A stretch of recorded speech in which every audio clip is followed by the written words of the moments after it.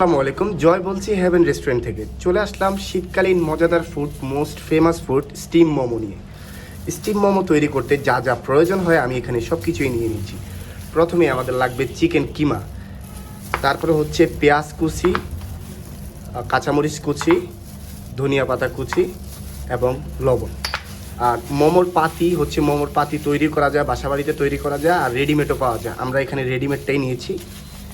চলুন শুরু করি। এবার হচ্ছে সর্বপ্রথম আমরা চিকেনটা দিয়ে দেব, তারপরে পরিমাণ মতো পেঁয়াজ কুচি ছিটিয়ে নেব, কাঁচামরিচ কুচি, তারপরে ধনিয়া পাতা আর পরিমাণ মতো লবণ। এবার হচ্ছে এটাকে ভালো করে মাখাতে হবে। জুসি জুসি করার জন্য আপনি চাইলে তেল দিয়ে দিতে পারেন। আমি এখানে একটু তেল নিয়ে নিলাম। ভালোভাবে মিক্স করতে হবে যাতে প্রতিটা কোনায় কোনায় লবণ মরিচের স্বাদ মিশ্রিত থাকে। ওকে, এখন হচ্ছে আমি চিকেন মিক্সিং কিমাটা প্রতিটা মোমো পাতির মধ্যে পরিমাণ মতো দিয়ে দিব। এগুলো কিন্তু হচ্ছে যে স্টিমে থাকা অবস্থায় ফুলবে, অতএব বেশি পরিমাণে দেওয়া যাবে না। প্রতিটা পাতির সাইজ অনুযায়ী চিকেন দিতে হবে।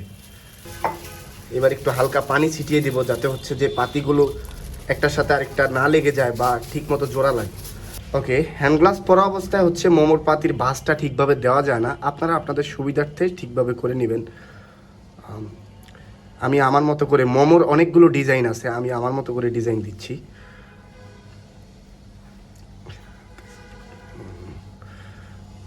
এখন আমার মোমো বানানো শেষ। আমি হচ্ছে যে এই ডিজাইনটা করছি, আপনি হচ্ছে আপনার মতো করে ডিজাইন করবেন।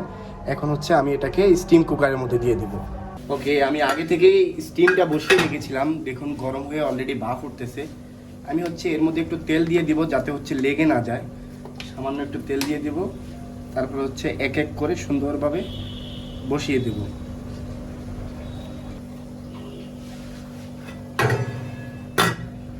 পাঁচ মিনিটের মধ্যে হয়ে যাবে ইনশাল্লাহ। ওকে, সময় শেষ, মনে হচ্ছে হয়ে গেছে। হ্যাঁ, হয়ে গেছে। এখন হচ্ছে যে আমরা স্টিমটাকে উঠিয়ে নেব।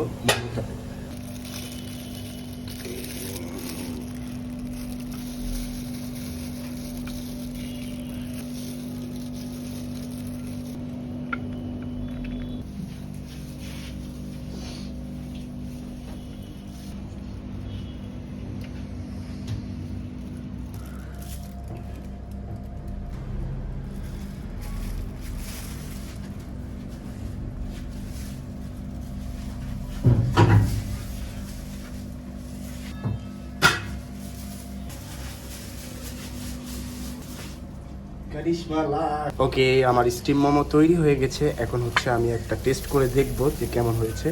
আপনারা চাইলে বাসা বাড়িতে টেস্ট করে খেতে পারেন।